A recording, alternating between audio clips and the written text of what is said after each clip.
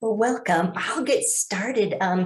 Welcome to the booth, the Familius booth. My name is Jessica Speer, and I write middle grade books focused on social emotional topics for kids. And my book called BFF or NRF, Not Really Friends, A Girl's Guide to Happy Friendships, released this August through Familius. So I thought what I'd do is quickly walk you through the inside of the book so you can take a sneak peek, and then I'll answer any questions if you have them. So there's the cover. It's super cute. It's full of illustrations and activities and quizzes geared to girls readers ages 8 to 12.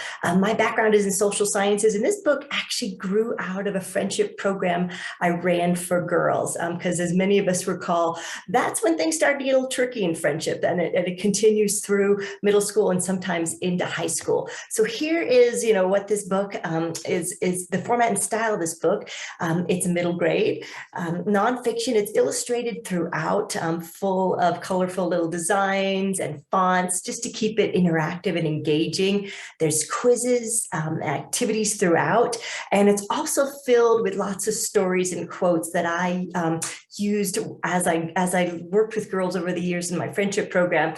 Some of those stories were so consistent, so I pulled those into the book. Here is, there's lots of reasons why friendship struggles emerge. I thought might be interesting just to start from there. So for girls, because we start puberty a little bit earlier, it triggers some things that happen in our life that starts to create these struggles. So just to explain, somewhere between the preteens, early teens, we start to really prioritize friendships over family. So that's where we start to pull away from our families, put more weight in our friendships. So, friendships start to mean a whole lot. That's where we see girls really trying to fit in. We also start really exploring our identity, like who are we and who are our friends? Who are we hanging out with? Girls' confidence drops during this period. There's lots of studies that show this. So we're at a point where we're not feeling as confident. And then there's puberty. So when girls are in puberty, boys as well, we're feeling our emotions more deeply, which adds to this these friendship struggles that we experience during this phase of life. So what happens in lives is change, which is always tricky. So in social circles, friendship circles, there's fitting in, and there's might be drama and cliques and struggle and some conflict and lots of mistakes. So this book is really written as an activity book. So it's written, for girls, but they can always change the pronouns. So here's one of the pages that shows the pronouns are she, her, but feel free to change those pronouns to fit your friendships when doing the activities.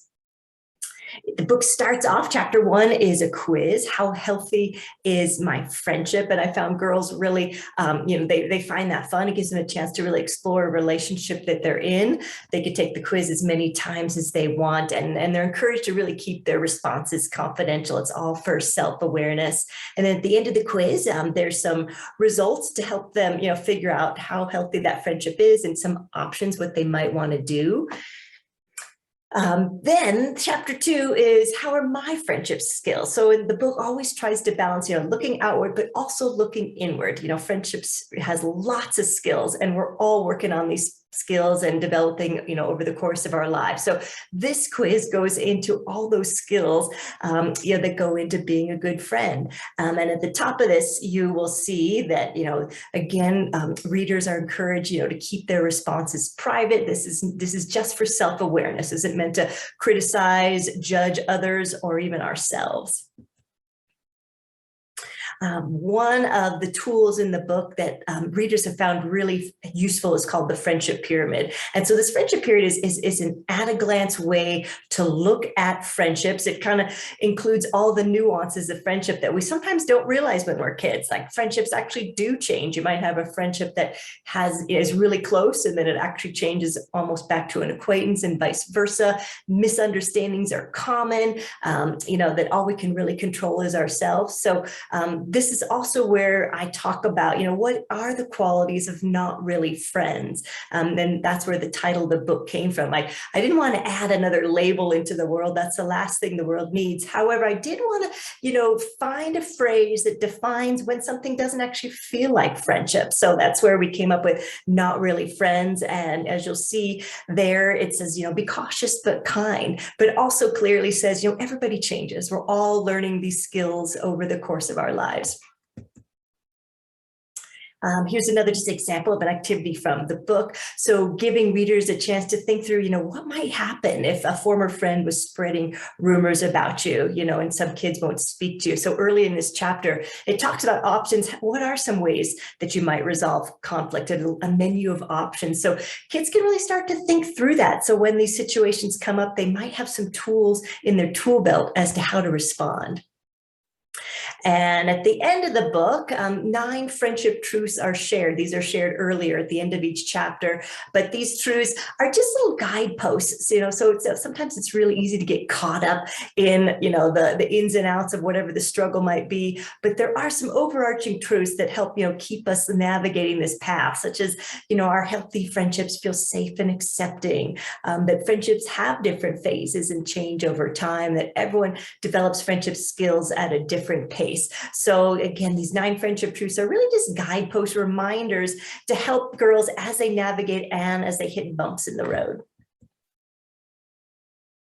And I've gotten some really great reviews. And one of the most thrilling ones for me was from author Trudy Ludwig. And she was actually one of the authors that inspired me to start writing. When one of my daughters was in early elementary school, she really had a challenging situation come up for her socially. And it was Trudy Ludwig's books that guided us through that. And I was so inspired by her book. She has a book called My Secret Bully, Confessions of a Former Bully, The Invisible Boy, and many more. And it was such a thrill. She read my book, and she's been such an advocate for it now. So these are just a couple of reviews for the book. And I'll stop there and just see if we have any questions. Thanks, Jessica. That was great. So one question that I do get from librarians and buyers and teachers is there an age range that this works best for? I think this is best for ages 8 to 12. So I feel like where it's going to most connect with kids is 3rd through maybe 6th grade. And then after 6th grade, things get a little more complicated. And I actually have another book coming out next summer that dives deeper into, some of the dynamics of middle school. So I'd say upper elementary into, the very beginning of middle school is the perfect age range for this book. Awesome. And then another question we get, when you're talking about not really friends, does that go into bullying, or is it really just people who aren't as friendly or as kind to someone as you think they should be? And it could be both. That's a great question. So in the book, I do go into the difference between, conflict and bullying, because there is a lot of confusion there. We've done a really good job of educating kids on bullying, and sometimes that's confused with conflict now, because we're really aware that bullying is not okay. It's not, but sometimes if it's a simple conflict, it's seen as bullying. So there is a chance that someone who is behaving like an NRF, it could be a bullying situation. And here's how we know. There's a few things that we can look for to figure out, is this actually a bullying situation where we need to do some intervention there. 1, it's repeated. 2, it's intentional.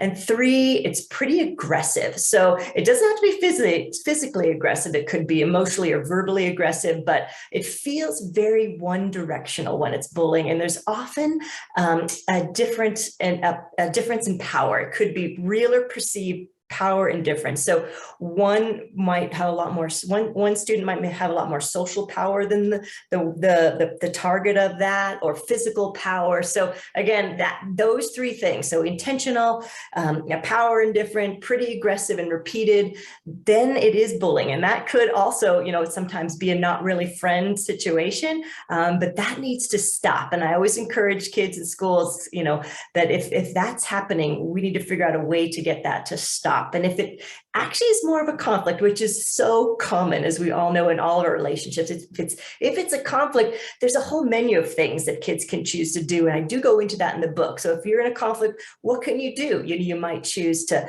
speak up in that situation, and here's some examples of how you might do that. You might choose that, this is not something you want to get involved in, and you don't want to put any energy in it. You want to put energy into other friendships. So conflict has, a lot more choices than bullying.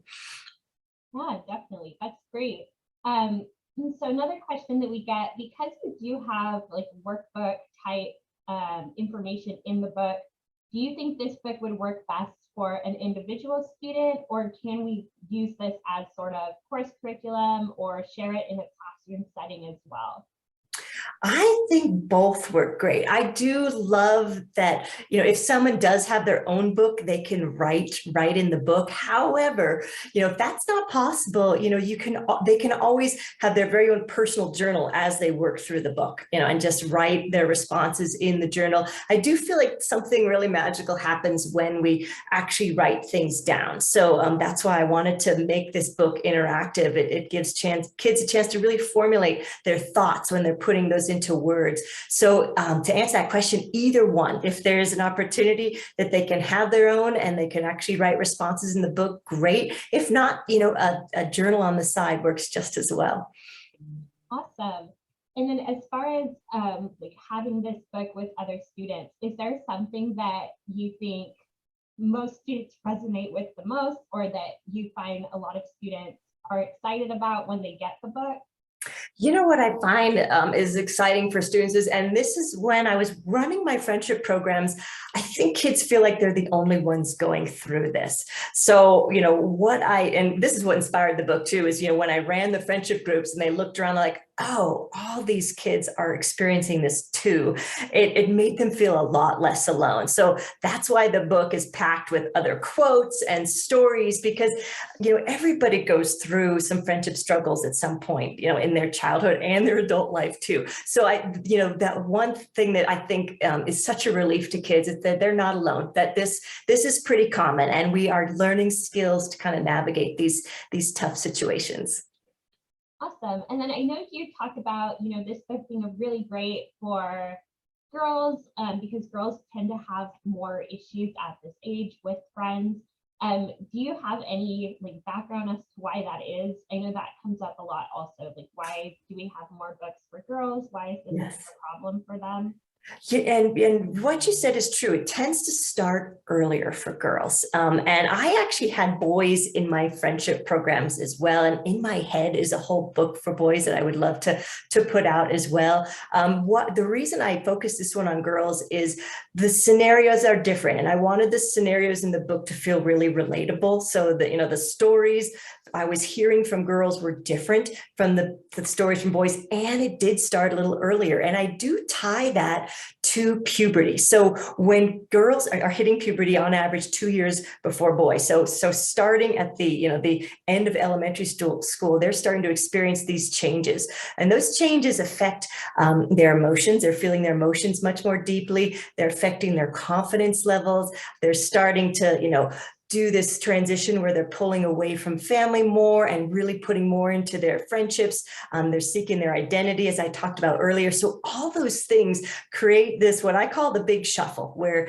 they really start to look into their friendships, and conflicts arrive and they're changing friendships.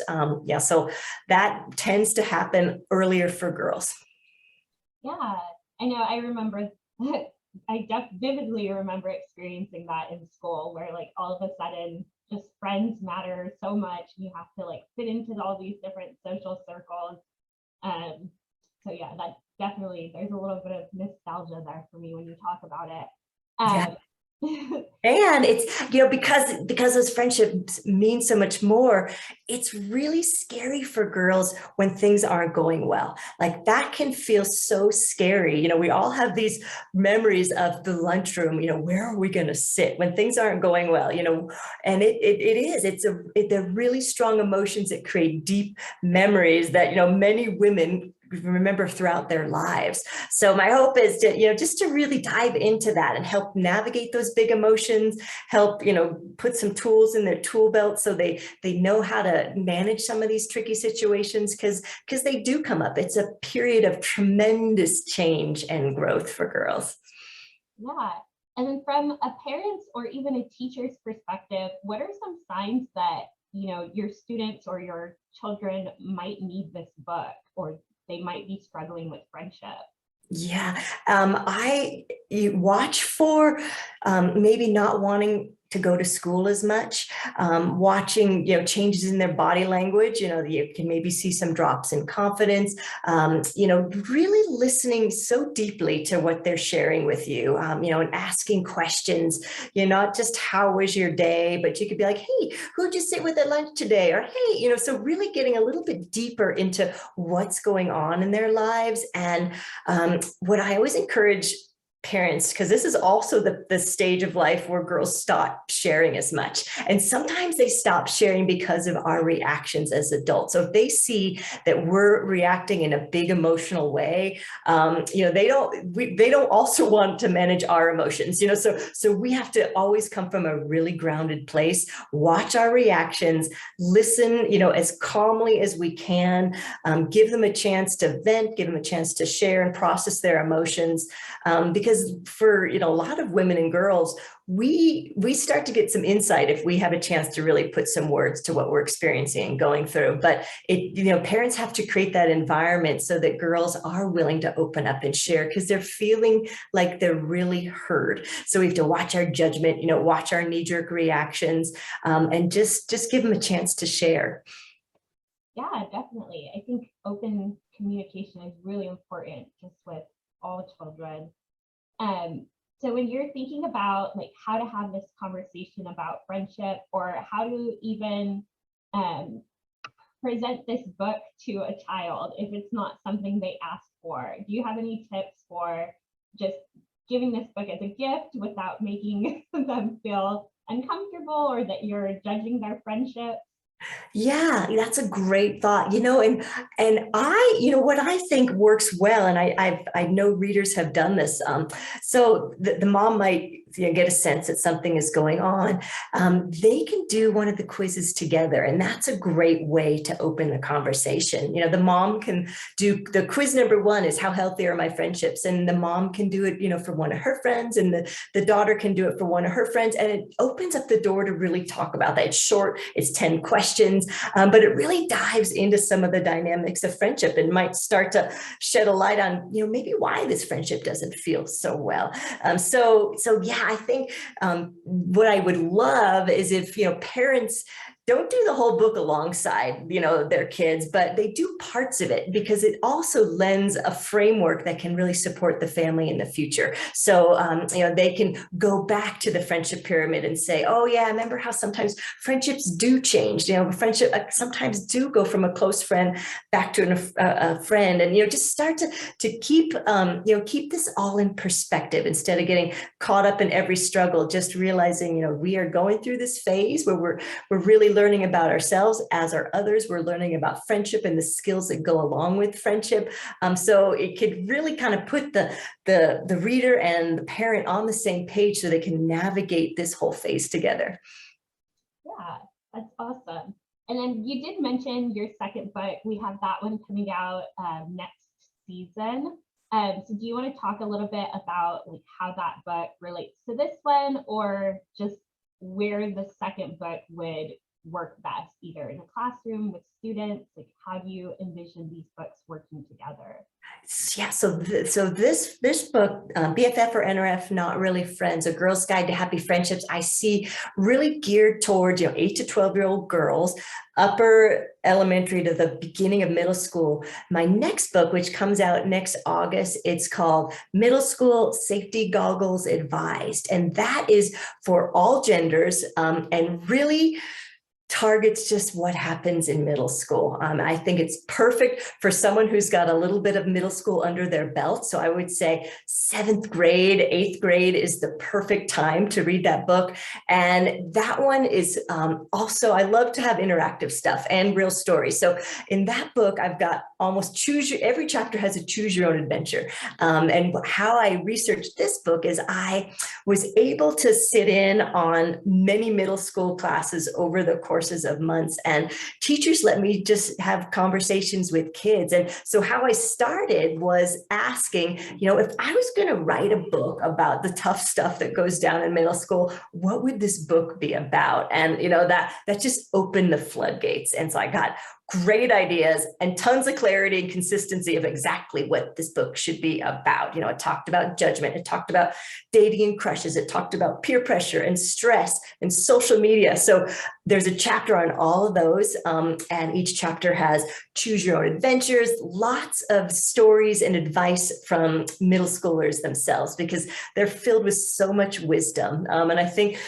as I was writing it, especially those choose your own adventure stories, I think I lived through all of those too. They're all written, as, you are entering the lunchroom and you're going to the dance. And so, it brings you right back to that. And the students that I was working with had all experienced that too. And it gives you a chance to think through, how might I handle this situation, that are so common in middle school. So that one, I'm super excited about. That one also would be great to work through as a class or as families, whatever works best. But it really opens the door to lots of great conversations. Yeah, I think it's really interesting how these dynamics just like happen over and over again across generations. Have you found anything just in working with kids that's brand new, like something that you haven't experienced before, or something that's really unique to this new generation? I would say just so the whole social media thing, how, when we were growing up, once we left school, we didn't really have to deal with a lot of the social dynamics. And now it truly is 24/7. There's a lot more pressure on preteens and teens today with regards to all of that. It's hard to escape. So it's tricky. Yeah, I kind of feel for them. I love to be able to turn off and not look at, but I think there's so much pressure for them, again, because they want to stay connected, they want to be in the know, they want to fit in. So there's this drive to keep checking. And given the phase of life they're in, there's this need to compare and make sure, am I okay, am I looking okay? So there's a lot of added pressure on teens today, given that they're living in this very public shared space of social media. Yeah, definitely. I know even some adults start to feel that pressure after a while. Absolutely. It's hard to get away from. Like when Facebook went down the other day, I was like, awesome. Yeah, I was like, great. I don't have to look at that. I was really productive. I didn't have to check anything online for a while, which was awesome. Yeah, definitely. So we're coming up on 5 more minutes. I don't know if there's anything that you want to share about your background, your books, anything that you hope that librarians, teachers, even parents would take away from your books. And again, my hope is that all my books, I really like to explore the awkward stuff that trips us up, the stuff that, we don't really know how to navigate. And sometimes it goes so poorly that we carry those memories for so long. So what I was hoping to do is just, put something out there that really helps, kids navigate a bumpy phase, and it is uncomfortable, and that's okay. There's parts of life that are uncomfortable. So one of my favorite things to do is since this grew out of a friendship program, I love to do book groups for kids or, library events where we just kind of go through it together. We do some of the quizzes together, give an opportunity for kids to ask really specific questions, and they can do that anonymously too. But I've always found that when I get kids together in a group and we really get a chance to talk about that, it has that really healing effect, that they know it's not just them, that, they are okay, that everybody is going through this in their own unique way. But my hope is to avoid the feeling that someone goes through this and ends up feeling unworthy or not okay, because that's just not the case. And sometimes if we don't realize it, actually, this is a pretty normal experience. I hope to just instill hope in kids, and worthiness and confidence that, they are okay and they will get through this. And here's some tools to help. Yeah, definitely. I think that's so important. And like you said, these experiences and these friendships, how they play out, they do kind of stick with you for a really long time. Mm-hmm. You They know, do. it seems like being in school is such a little period of time, but that feeling, it sticks. It definitely does. And part of that again is because we're in that phase where the emotional part of our brain is ramped up prior to the regulation part of our brain. So we are feeling things really, really deeply at that phase. So deep memories are formed, but also lifelong lessons. So even some of those really painful experiences, they shape us in a way that helps you kind of define who we are later. So we grow from all those mishaps and mistakes and uncomfortable situations. We're growing so much through this whole phase. Yeah, definitely. All right, well, we're coming up on our 30-minute mark. So just as a reminder, the book is BFF or NRF by Jessica Speer, and it is currently available to purchase. So hopefully we can get it into tons of libraries and in the hands of a lot of students to help them navigate through life. Thank you. Thank you for having me. Yeah, of course. Thanks for participating. Maybe.